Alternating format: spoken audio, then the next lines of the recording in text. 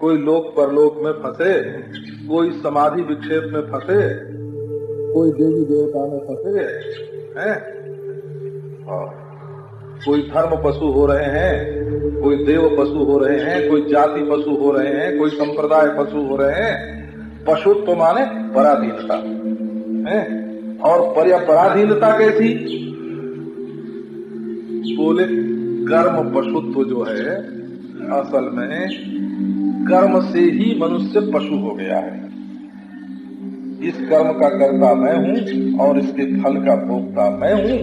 ये कर्तृत्व की जो भ्रांति है, इसीलिए महाराज ये कर्तृत्व की भ्रांति इतनी प्रबल होती है कि आओ हम तुम्हारा मोक्ष करा दें, ऐसे भी होती है। आओ तुमको ज्ञान करा दें, आओ तुमको ब्रह्म मिला दें। एक पर्दे में महाराज हरिद्वार के पास क्या नाम है, ज्वालापुर गांव में एक मकान था और कई चार दीवारी थी हो, फिर कई दरवाजे थे, फिर कई भीतर। तो एक महात्मा थे कि बोले आओ तुमको हम ब्रह्म का दर्शन करावें। सैकड़ों आदमी जाते थे, आओ तुमको ब्रह्म का दर्शन करावें। अब महाराज हैं बड़ी मुश्किल से वो 6 महीना 2 बरस 4 बरस सेवा करवा के तब तो ब्रह्म का दर्शन कराने के लिए उस कमरे में ले जाते। बोले ऐसे तो दर्शन करावेंगे नहीं, पहले इतना जप करो, इतना ध्यान करो, है ना, इतनी सेवा करो, पूजा करो, दान दो, दक्षिणा दो, खुश होते तो दर्शन कराने के लिए ले जाते। तो एक पर्दा टंगा हुआ था, पर्दे के पीछे जाके सिंहासन पर खुद ऐसे बैठ जाते और अपने शिष्य को इशारा कर देते कि पर्दा जरा हटा दे। तो वो महाराज पूछता, महाराज ब्रह्म का दर्शन? बोले देखिए ब्रह्म बैठा हुआ है। 12 बरस सेवा करवाने के बाद अपना दर्शन, शरीर का दर्शन करवाते और कहते कि यही ब्रह्म है। बोला तो ये जो पशु हैं, ये कर्म जो है ना, कर्म में कर्तृत्व की भ्रांति और कर्म के फल के भोक्तृत्व की भ्रांति, ये दोनों परिच्छिन्नत्व की भ्रांति से उत्पन्न होती है। और परिच्छिन्नत्व की भ्रांति अपरिच्छिन्न विद्या से माने ब्रह्म विद्या से निवृत्त होती है। अब आपको यदि आपने अपने को ब्रह्म जान लिया तो कर्म आपको कहाँ ले जाएगा? नरक में। अपरिच्छिन्न में कहीं नरक का अस्तित्व है कि स्वर्ग में ले जाएगा? कहीं स्वर्ग है उसमें? कहीं भीतर ले जाएगा? करे भीतर बाहर कहीं अपरिच्छिन्न में होता है? मैं में स्थित कर देगा। बोले यह और मैं का भेद कहीं अपरिच्छिन्न में होता है? तो ये जो अद्वितीय आत्मस्वरूप की अद्वितीयता का बोध है, यही भ्रांति को निवृत्त करता है। और इसमें आप अद्वैत वेदांत की दृष्टि से न कर्म की पराधीनता रहती है और न भोग की, न धर्म की, न देवता की, न स्थिति की। सर्वविध पराधीनता, देश की, काल की, वस्तु की। भक्ति से जो वैकुंठ में जाते हैं उनकी और सब पराधीनता मिट जाती है, लेकिन ईश्वर की पराधीनता उनकी बची रहती है, है ना। हाँ, पशुपति लोक में जाने पर भी वो भगवान शंकर तो पशुपति रहते हैं और वहाँ रहने वाले को पशु होकर के रहना पड़ता है। बोला पशु माने पराधीन, उनके अधीन होकर के रहना पड़ता है। तो ये बात सामान्य रूप से लोगों में बोल रहे हैं तो मालूम ऐसा पड़ेगा कि ये देखो कैसा बोलते हैं। ये जितनी बात मैं बोलता हूँ इन सबका विवेक दर्शन शास्त्र में, हाँ, वैष्णव शास्त्र पर जब पाशुपतों ने आक्षेप किया तब ये बात कही, और पाशुपतों पर वैष्णवों ने आक्षेप किया तो ये बात कही।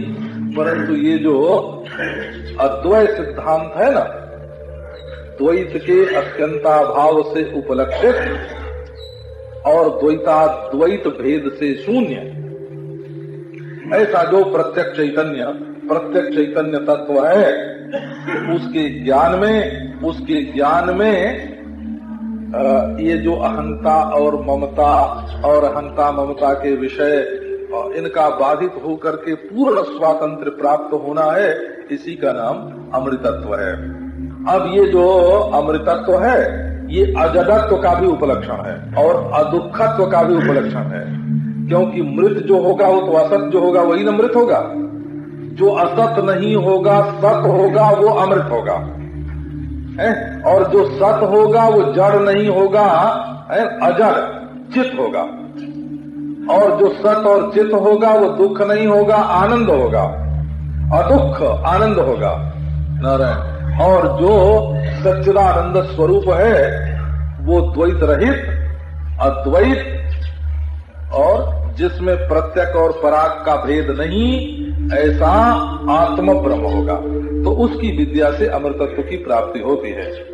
और यह चेद अवेदीद अस सत्यमस्ति, यदि इसी जीवन में इसको जान लो तब तो सब ठीक है।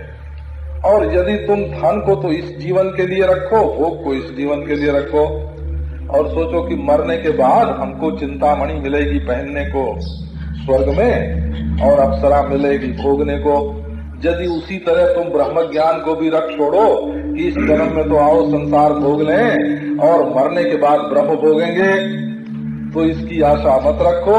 यह चेद अवेदीद अथ सत्यमस्ति, इसी जीवन में ये जानने की चीज है, ये दृष्ट आनंद है, ये बड़ा विवेक है। इसका दर्शन शास्त्र में बड़ा विचार है कि धर्म से उत्पन्न स्वर्ग आदि के समान ब्रह्म ज्ञान का जो आनंद है वो भी कोई अदृष्ट सुख है क्या?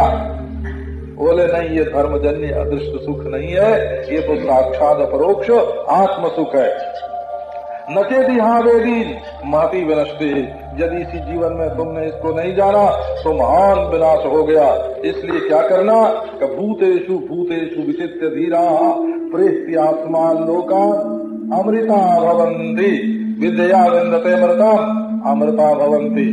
जितने है ना ये मालूम पड़ता है ये भूत है, ये भूत है, ये भूत है, ये भूत है, भूत है अलग अलग, और उनमें ये एक अद्वितीय सत्य है। सो महाराज, जो यहाँ देह बंधन छूटा, अपने आप को देह से छुड़ाया, देह से अलग किया, मरना नहीं इसका मतलब है, विवेक के द्वारा देहाध्यास देहाभिमान छोड़ दिया, तो प्रेत्यास्मा लोकाद अमृता भवन्ति, अमृता भवन्ति।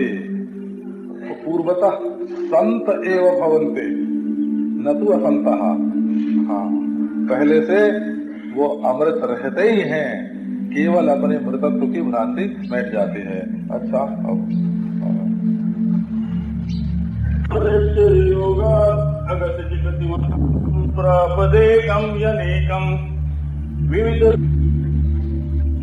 डॉक्टर भराधर बहुत वर्षों से हमारे संपर्क में हैं, बहुत वर्षों से साधुओं के संपर्क में है, विवाह भी नहीं किया है, और जैसे साधुओं में ब्रह्मचर्य अवस्था में रहने का नियम है, उसके नियम से ही अब तक इन्होंने अपना संपूर्ण जीवन यापन किया है।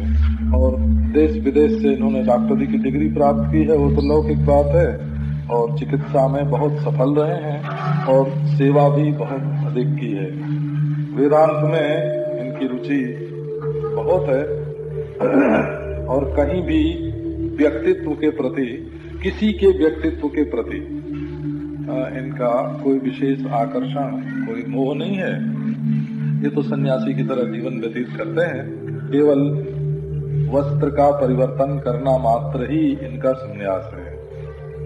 संन्यास माने अंतर्दृष्टि, प्रदीप्त अंतर्दृष्टि, जिसमें लौकिक वासनाओं का और संस्कारों का और अज्ञान का समूल उच्छेदन जिससे हो जाए, उस प्रदीप्त अंतर्दृष्टि का नाम ही संन्यास है। अगर वो प्राप्त हो गई तो सच्चा संन्यास हो गया, और नहीं प्राप्त हुई और ईमानदारी से उसकी प्राप्ति के लिए कोशिश करें तो वो भी कर्म चाहिए, तदर्थीयम सदित्येवा विधीयते, उसके लिए प्रयत्न किया जाए तो वो भी संन्यास ही है। ये अभी देश में विदेश में सब जगह घूम फिर करके लोगों को शिक्षा ही देते रहे हैं, और अब इनकी वृत्ति बहुत ही शांत अंतर्मुख हो रही है। और ये जो है जिनको सच्चिदानंद लोग कह रहे हैं, पंडित भागीश दत्त त्रिपाठी, ये जिन सेठ के यहाँ काम करते हैं वे भी यहाँ बैठे हैं। उनको लिख दिया था इन्होंने कि हम अब संन्यास लेंगे, अपना हिसाब किताब समझ लें। तो वो भी आ गए हैं लखनऊ से। वो भी हमारे भक्त ही हैं, मूलतः खुर्जा के हैं, रहते लखनऊ में हैं। तो वो जानते होंगे इस बात को, और हम लोग जानते हैं। सुंदरलाल जी, कपड़े का व्यापार है उनका, उनकी ओर से यहाँ काम करते हैं। इन्होंने एक पैसा जोड़ा नहीं है अपने पास। बोला बंबई में रह के पंडित भागीश दत्त जी ने अपने पास एक पैसा भी नहीं जोड़ा है। जब हिसाब किताब उनका चुकता हो गया, पत्नी से भी कोई संबंध नहीं है इनका वर्षों से, और माता जो है वो इनकी माता खास नहीं है, विमाता हैं, और वो भी वृद्ध हैं, तरुण हैं, और इनके भाई हैं, और संपत्ति पर्याप्त है। हाँ, लाखों रुपए की संपत्ति घर में इनके है। ब्राह्मण हैं उत्तर प्रदेश के। तो हिसाब किताब हो जाने के बाद सेठ सुंदरलाल ने इनको 501 रुपया देना चाहा कि अब हमारा हो गया सब। तो इन्होंने नहीं दिया, वो हमारे पास भिजवा दिया। ये दोनों आए थे, तो सुंदरलाल जी ने दे दिया हमको। अब वो इनके सन्यास में ये भंडारे अंडारे होंगे ना, तो खर्च हो जाएंगे हैं? अच्छा। और इन दोनों की आध्यात्मिक रुचि जैसी देखने में आई है, उससे देख के बहुत प्रसन्नता होती है, और इनकी निष्ठा और इनकी स्थिति बहुत अच्छी है। ये कोई खींच खाच के, आप लोग ये मत समझना कि हम लोगों में से 2 आदमी है ना। अच्छा किया बच्चू भाई ने यहाँ स्वागत सत्कार का आयोजन कर दिया। ये कोई बालक नहीं है, और इनको हम कोई है ना फुसला के बहला के बम्बई से नहीं ले जा रहे हैं। इनके मन में बहुत दिनों से स्वयं इच्छा थी कि हम ऐसा जीवन व्यतीत करें। तो जहाँ तक हमसे होगा इनके ऐसे जीवन व्यतीत करने में, और उसके है ना इनकी निष्ठा जैसे और है ना दृढ़ होए, उसके लिए कोशिश करेंगे।